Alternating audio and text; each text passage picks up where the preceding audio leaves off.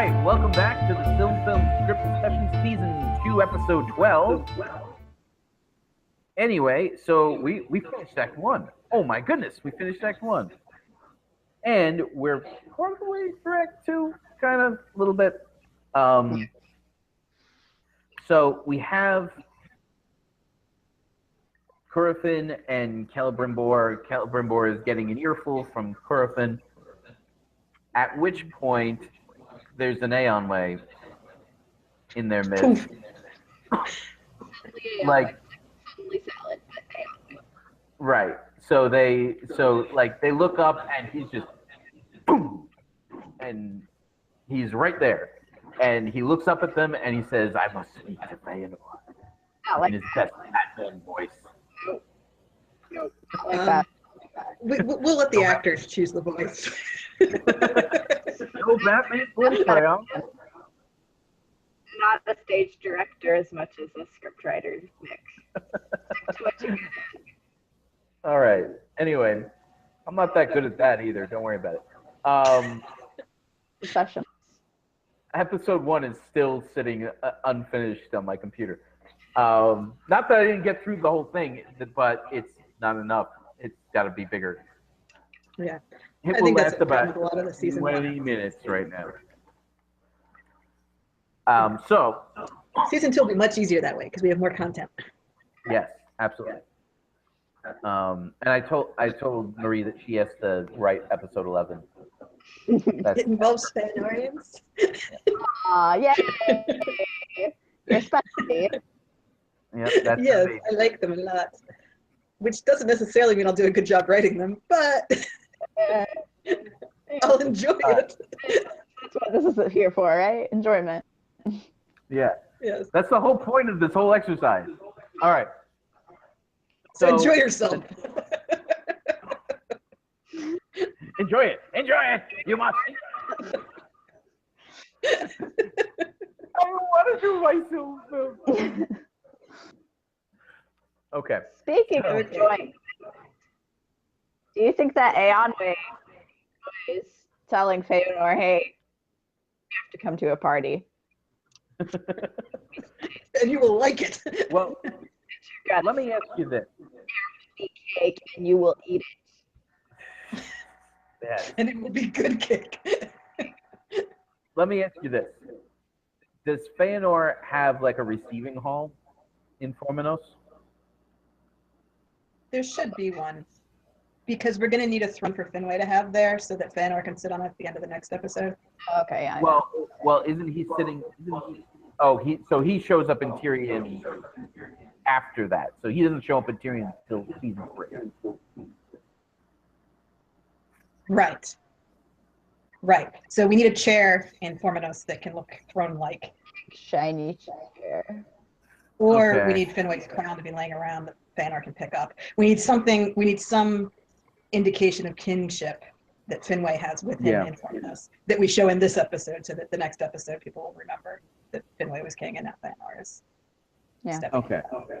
Well, here's the question. Did Finwë bring his crown with him? That is a big question now, isn't it? Or is it sitting on Fingolfin's head right now? Yeah. Well, because if it is, then Feanor can get it because Fingolfin's going to wind up in Forminos, as I envisioned it anyway, at the end When of Feanor episode does, 13. Yeah. Right. That is certainly possible. Yeah. So it's not unreasonable to assume that Feanor got his hands on it then. Right, but there does need to be something that we associate with Finwë now. Does it say? Yeah. Well. Okay. Here's You need the a receiving question. hall. We can have a receiving hall with a chair, and Finwë can sit in the chair. That's all I was saying. Right. Well, I don't. Right. But here's the thing. Finwë is king, but is he the ruler of Forminos? Well, that was the question. Right. We had Finwë direct the construction of Forminos. Yeah. Yes, that's true. So Feanor's in charge, sort of. when Finway's not in charge. Like they've kind of had a back and forth of who's actually in charge here the whole time. Yeah. Do they have 2 chairs? Probably. Maybe they have a receiving hall with 2 chairs. That's not impossible. And Indus isn't around, so Feanor gets the second chair. That's exactly right. Well, like, it would be interesting if Finway's chair is obviously kingly and it's made out of some sort of, it's gilded in some kind of precious metal, and Feanor's chair is smaller, but it's jewel encrusted. Because of course it is. Yeah. Okay. Oh, So, if the 8-pointed star theme applies to that hall, I don't know how it would apply to a layout of a hall, but if you have Finway and Feanor and then 7 kids, that doesn't work. yeah. It's Feanor and his 7 sons becomes 8 points very quickly. Right. Well, if you have a receiving hall and you can have Finway's, at the very least you can have Finway's banner hanging Behind behind the big throne, and then you have Feanor's 8-pointed star hanging behind his. Okay, that's fine. So Eonwe comes in, and Feanor seated in his chair? I guess. If someone had a chance to go get him, he would be. Yeah. I mean, he doesn't just hang out in his chair all day. Right, yeah. But somebody went and told him, Eonwe's here to see you. Mm-hmm. So he has had time to, prepare, do his hair. He's put on his full regalia like he did. Right. Yeah. Yes. And so he's there. Eonwe is ushered in. And of course the chair is slightly higher than the floor, so they're eye level. Mm-hmm. Or it would be interesting if Eonwe is still taller than him, because Feanor is seated too. So. Oh right. Well, yeah. So I don't know the dynamics of who's. Right. There's. I mean, I think. I like, think the end point, the decision came down as like the Valar are like 10 feet tall, the Ainur are like 8 feet tall, and the elves are all over 6 feet. So Eonwe's got a good 2 feet on Feanor. Right. So he's tall enough that if seated, the steps would have to be the dais or whatever you call it would have to be probably about 3 feet off the floor for them to be at eye level. Probably. Of course, they would have planned it, knowing how tall the Valar are. That's true. So, considering that. Like also taking into account distance. Like Eon was a ways away. Yeah. They're not like right next to each other. Right. That's true. That's true. But I want to be able to. Definitely want to be having like nice long shots of this scene because I want to illustrate that distance. So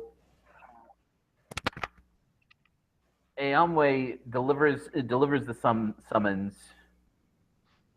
Yeah. And it's worded as a summons, not an invitation. Right. Well, They it's kind of wanted worded it to be an invitation. I think it should be worded as an invitation, Mm-hmm. but the way Eonwe says it makes it sound like a summons. Right. Yeah. I think Because Eonwe had it about up to here with these guys. I think I made a joke during this particular session with the host. Mm-hmm. And he says the word invitation that Eonwe is so large and triangularly shaped that it sounds like a command. Right. Right. Right. So Feanor, does Feanor ask, "What if I refuse?" Oh yeah, that's a very petulant thing to say, but I can see him saying that. Right. I can hear him Yeah. saying that. And he could even word it in a, and if I choose not to attend, like, Yeah. you know. So did somebody say something to the effect of Eonwe's answer to that being "you won't"?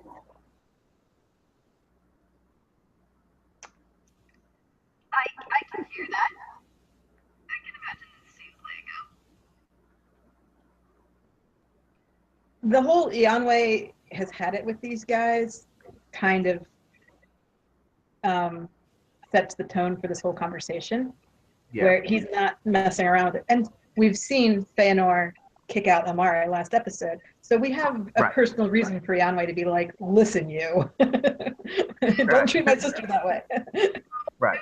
What if instead of him saying, like, you will be there, he could just say, like, there should be a pause. And then he says, I'll see you there. Like, I'm not even going to finish that question. That was a thing I'm going to hear all day. Because he's probably under orders to not yell. Like, people have to know he's annoyed. It's like, I need you to go to the station. Right. Be nice. It's an. And so he's like, I'm remembering that I've been told to be nice. Yeah. Like, Yeah. because that Yeah. has a level of calmness to it without it being an over threat where Feanor has any like stand on oh well I'm a victim. They're forcing I'm being oppressed. I'm being oppressed. Yes. Yeah. Well, so I what would lost it you in the do? podcast. Yeah. I don't really want to give Feanor any excuse to be all petulant and like all. I Right. want him to be like a drama queen. Okay. So if Eonwe delivers the invitation, maybe Feanor doesn't say anything until Eonwe kind of turns to leave. And after he's turned to leave, Feanor asks of his back, because he doesn't have the nerve. He doesn't quite have the nerve to do it to his face, almost. Mm-hmm. Or And it might he be says, like, go ahead. and he says, "What? And what if I refuse?" And Eonwe just stands there with his back turned to him for a second, and then kind of turns back to "I'll see you there," and then walks out. I can see that. I think it would be less because he doesn't have the nerve and more because of this, like, I have to control the situation. Right. Yeah. Mm-hmm. Yeah. When making you address me again, I'm the one with the throne behind me. Like, it seems like a very power trip thing to do. Yeah. Okay. All right. That's fine. The scene plays. I think that works. Yeah. Okay. Be a long conversation after Eonwe's departure amongst the people there as to what this all means and what to do about it. But Eonwe shouldn't stick around for that. So I like that he's delivering his message and getting out of there. He has Right. no time to go to people. Right. Yeah. Well, they do have a supervillain to apprehend. So They do have what? a supervillain to apprehend. So Right. He's busy. He does not have time for this. right. Aeon does not have time for Feanor's power trips. I agree. So I feel like from there we need to get back to Tyrion. Are we going to have the discussion in Feanor's camp immediately following Eonwe's departure? Well, yes, but I think we need to go back to that because he's got to gather like people. Yeah. He's going to do more later, but the immediate aftermath would be like, so are you going? Like, are you doing this? Is this a thing that's happening? Like that discussion. Okay. Who's he having that discussion with? And that's the question. Nardinel, Finwë, his sons are kind of the obvious choices, but probably not all of them at once. Maybe all of them at once. I don't know. We got a whole hall. I'd say Could probably. well, here's the thing. Curfin was the one who found out that. Hi. Hey, Hey, Lance. How are you? you're good. I think I probably got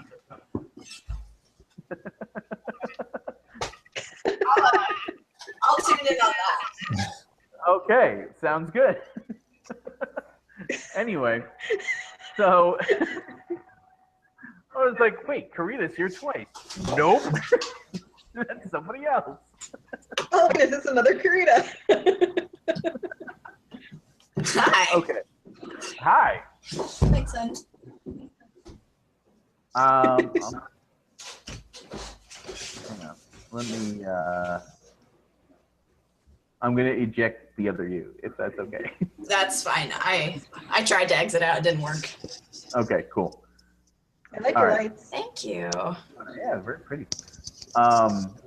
Okay, so we get Curfin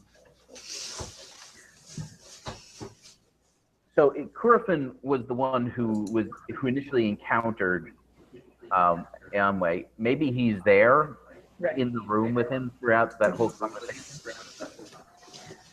Feanor is going to want to demonstrate power around the Eonwe, so gathering people as backup with him That's true. makes sense. So his son, I mean, I would think he'd want his sons there. I don't know if he wants Finway there, 'cause then Yeah. that is, I don't know how that works in the power dynamic. He did just have a fight with his dad like 2 minutes ago. So. Yeah. But I would Okay. think he'd want his sons in the room. Yeah. Okay. So there's the 7 of them there. Then maybe Mithros is the person to ask. So are you going to go? Are we going?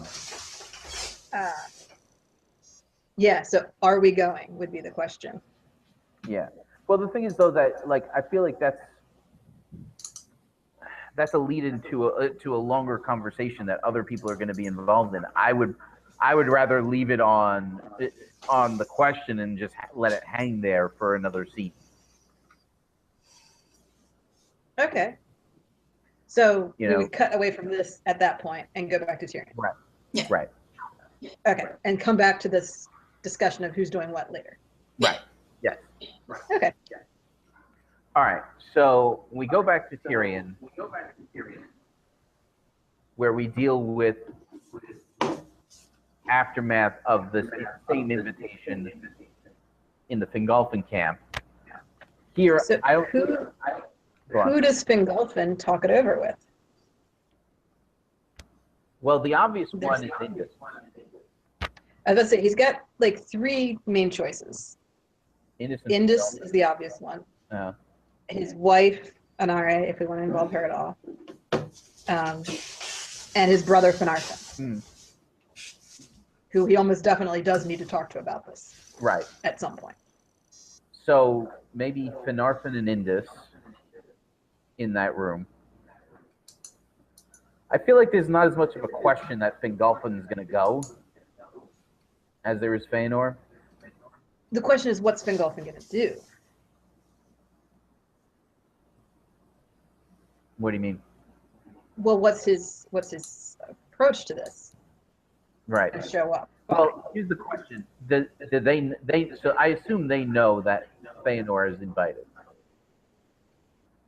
I would think that Eonwe would have included that in his message to Feanor, that you and your brother will both be there, kind of thing.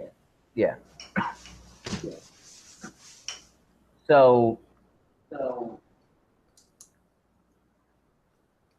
Feanor, Fingolfin. Oh my God, I'm doing it again. So Fingolfin is talking this over with his brother and his mom. I feel like Indus is totally foregoing because she kind of expects Finway to be there. Mm-hmm. Yeah. Maybe she hasn't seen him in a while.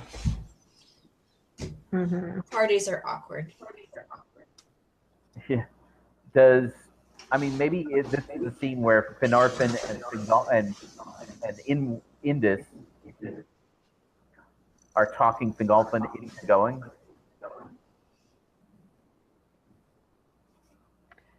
The only reason Fingolfin wouldn't want to go is because he just got done saying he doesn't want the Valor ordering him around. Right.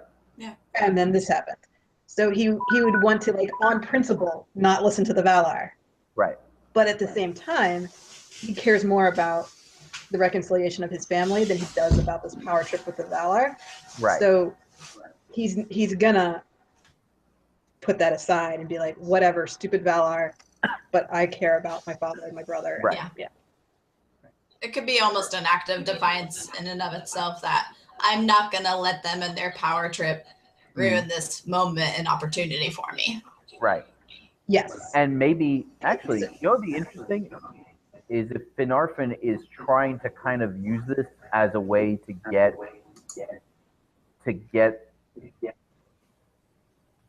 them reconciled with the Valar in a way. Because remember in The Valar care about us? Right. Well, I feel like that's not necessarily his play here. He might be almost using it sounds very negative when you say it that way, but he's kind of using Fingolfin's desire to reconcile the Noldor with to reconcile the Noldor with the Valar. Because remember, he was the one who was against leaving Valinor to take over Middle Earth back in episode 10, I think it was. Yeah. And Fingolfin was not 100% in agreement with him. He actually more agreed with what Feanor was saying, but because Feanor was saying it, he was Feanor. Right. Yeah. Right. So there we saw Fingolfin letting his family politics override his actual views. Right. Doing the same thing, but in a more positive way. Right. Exactly. Okay. I see that. So it's been 20 minutes, so let's take a quick break. If you're watching this live, it'll only be a second or maybe longer. I don't know. People need to do things. But if you're watching this on YouTube in the future, definitely like and share the videos. If you like and want to share them, if they're ever up. If you haven't yet, feel free to subscribe and comment down below if we're getting this all wrong. We'll see you in a minute.